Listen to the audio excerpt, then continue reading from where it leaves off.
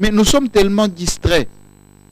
Nous sommes tellement inconscients. Moi, je suis contre cette inconscience de l'homme congolais qui pense en fonction de Joseph Kabila, fait mandat. Ça n'a strictement rien à voir. Joseph Kabila, en 17 ans, ce qu'il a fait pour ce pays, c'est énorme. On va presque finir cette émission aujourd'hui. Jean-Marie Kassamba, est-ce qu'il y aura élection en décembre 2018?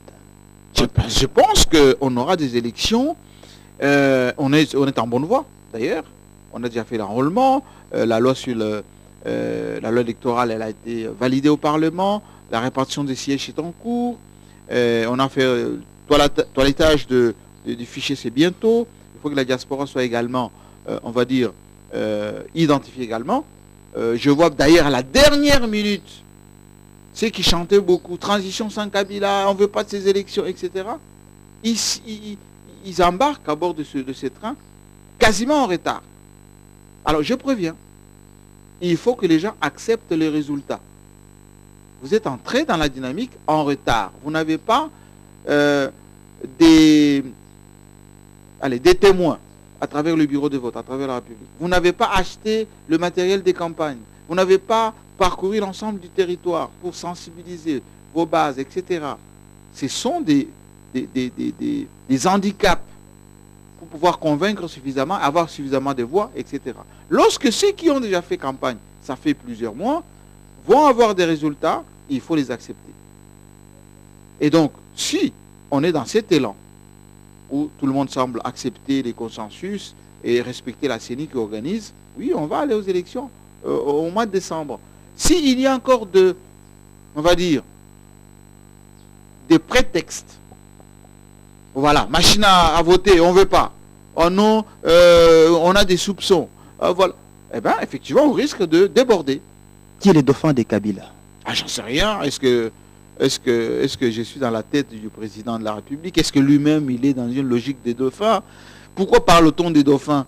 Il faut parler plutôt République, il faut parler programme. Pourquoi dans ce pays, à la fois, on n'est pas pour l'héritage, hein, on est sur une chaîne qui s'appelle l'héritage, père en fille.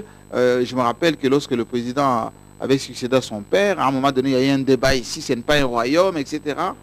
Mais un de mes compatriotes vient de succéder à son père à la tête de l'UDPS. Je n'ai pas entendu des gens dire, mais ce n'est pas un royaume. Hein, à 98%, presque un plébiscite. Non. Je pense que le débat des dauphins, c'est un faux débat. Il faut plutôt penser programme. On ne doit pas succéder à son père, succéder, je ne sais pas, au président, comme ça d'une manière factuelle. Non, il faut un programme, comme le président de la République a un bilan, très bon bilan. Eh bien, ces partisans pourront se tarauder pour présenter ces bilans et les valoriser à juste titre. Vous faites partie des 15 personnes autour du président de la République? J'en sais rien. Si je suis de ces 15 personnes, moi j'estime tout simplement que je partage beaucoup de vues avec le président, qui partage d'ailleurs beaucoup de vues avec l'ensemble de notre population. Hein? C'est pour ça que la plupart d'un peu des raccourcis que les gens ont cherché un peu avec les histoires de révolution, ça n'a pas fonctionné.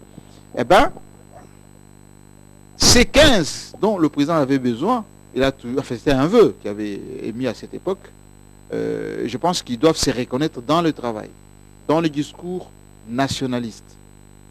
Voici ce que Joseph Kabila vient de faire d'une manière, allez, on va dire, très risquée.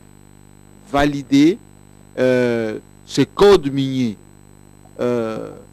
qui est aujourd'hui un élément déclencheur de beaucoup de conflits. Et je parle ici au Katanga, si nos compatriotes ici ne sont pas vigilants, eh bien, ces miniers vont nous créer des problèmes énormes pour se servir de ces cobaltes qui prennent de la valeur de plus en plus.